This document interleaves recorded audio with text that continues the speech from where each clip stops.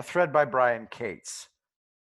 Should be recalled, Representative Devin Nunes stated in a press conference in March of 2017 he was shown intelligence intercepts in which the private communications of Trump transition team members had been intercepted and unmasked.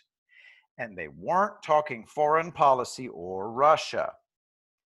I don't think it was just media leaks to the New York Times or the Washington Post that Durham has been tracking down for 4 years.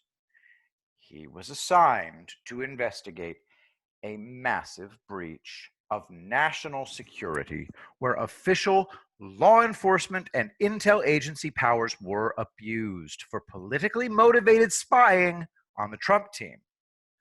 Right from the very beginning, it was assumed that Devin Nunes was simply lying. He had to be lying, you see, because if he wasn't lying, then this was a major story.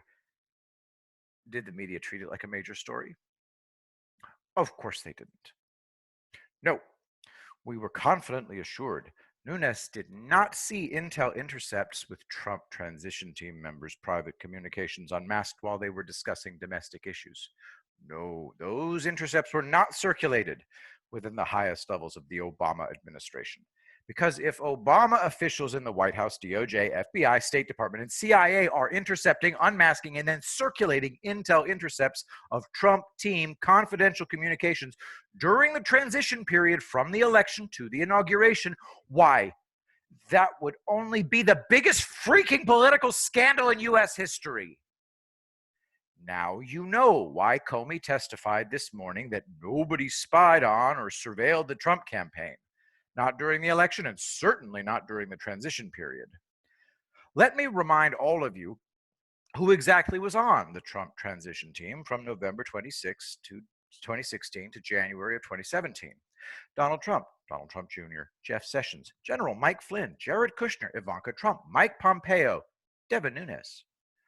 I've often wondered if on that night back in March of 2017, a thunderstruck Nunes found himself staring at intel intercepts of his own electronic emails, phone calls, and text messages as he discussed domestic policy with other transition team members. The swamp came after Nunes hard. Following that March press conference, he was forced to step down from the chair of the House Permanent Select Committee on Intelligence while he was investigated for leaking classified information. Remember, the key trick of these Spygate goons is classify the exculpatory evidence. Former Director of National Intelligence, at the time Acting Director of National Intelligence, Rick Grenell, said as much yesterday after current DNI, Ratcliffe, declassified the IC intelligence community's referral of the Clinton campaign to the FBI and James Comey. September 29th, just yesterday, Richard Grenell tweeted, and that some in the US intel agencies did know it was Russian propaganda from the beginning, but intel bosses hid this fact by classifying the warnings so they wouldn't be seen. Brian continues, they had classified all of the exculpatory evidence in the Flynn case, remember? Not until Attorney General Barr tapped U.S. Attorney Jensen to investigate where the classified only then were the classified exculpatory documents found, declassified, sealed, taken to court, given to Sidney Powell, Flynn's attorney, and then unsealed was the plot to get Flynn fired and then frame him for a crime exposed. You can fully expect more declassification drops the closer we get to the election. They did a huge one yesterday. Of course, the media is doing what the media does, helping Hillary and Democrats spin it. It won't matter. Ratcliffe has the receipts, you see. The documents are real. The IC referral, IC intelligence community, referral of the Clinton campaign to then FBI Director Comey, Brennan's notes, and the briefing records with Obama. Ratcliffe is not bluffing here. These records exist, just like the Flynn exculpatory documents existed. The full horror of what these Spygate goons put this country through is going to emerge.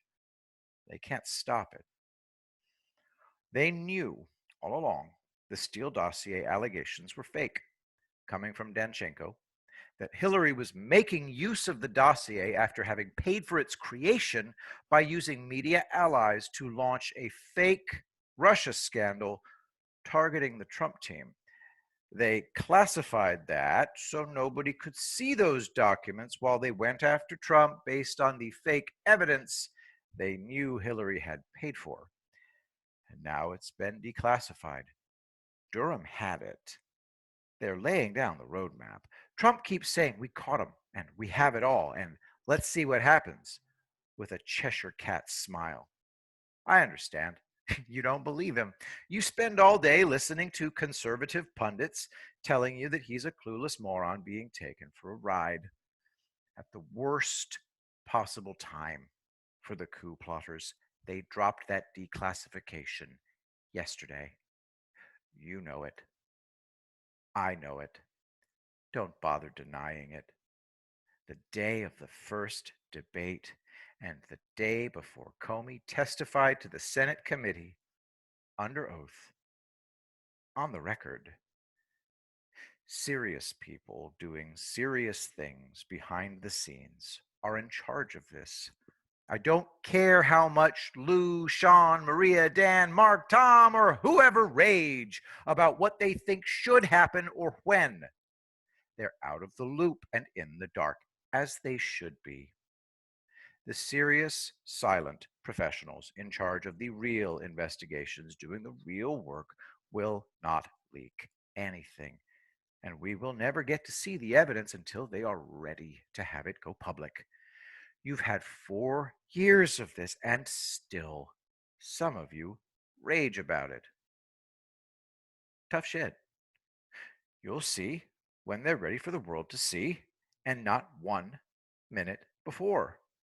You didn't know Durham had already been on the job investigating Spygate leaks and Trump team unmaskings in April of 2017 until they were ready for you to see that. Correct? You know I'm right. Sean, Dan, Mark, Tom, a legion of conservative pundits spent years screaming they wanted action from the DOJ on the Flynn phone call leak and the other Spygate leaks that targeted Trump team people. Did Sessions, Barr, or Durham leak anything to placate them? They did not. Let me remind you, a lot of people in the media built their careers based on sources leaking classified info to them. Stop the leaks, they resort to making stuff up on both sides, left and right. When media people suddenly have their leaking sources cut off or fed deliberate disinformation, they no longer have a real sense of what's going on, because the silent professionals wouldn't leak about their ultra serious national security investigations. You were told nothing was happening. Because they get no leaks, you're still being told by these people nothing is going to happen. The difference between me and them is I know I'm out of the loop, and I'm comfortable being out of the loop and having no sources leaking to me, because I never relied on that kind of stuff in the first place. And I have faith in Trump, and they don't. Remember what Brian's 4 rules are about what stupid conservative pundits tell themselves and their audiences. I am smarter than Trump. I am better informed than Trump. I would be doing a better job than Trump. I'd make a great presidential advisor. For the record, I am not smarter than Trump. I am not better informed than Trump. I would certainly not be doing a better job than Trump, and I would make a horrible presidential advisor. It's obvious. Stuff has been timed to drop before the election. You all watched the Senate report about Hunter's $3.5 million and other millions handed to him, Durham starting in April of 2017, and intelligence community info on Clinton campaign launching Russiagate drop in the last week. Hell yes, stuff is being timed to drop before the election. Trump's playing hardball with the swamp. He's out to win. It's getting obvious they held stuff back for very late September, October surprises to spring on Biden and Hillary and Comey and the rest of the swamp. I'm fine with it. Trump has agency, and he's used it in ways you can't see yet, but he'll let you know when he's ready. In the meantime, the usual suspects will spend all day telling you he's doomed because he doesn't take their advice. Does he look worried? I will be the greatest president that God ever created.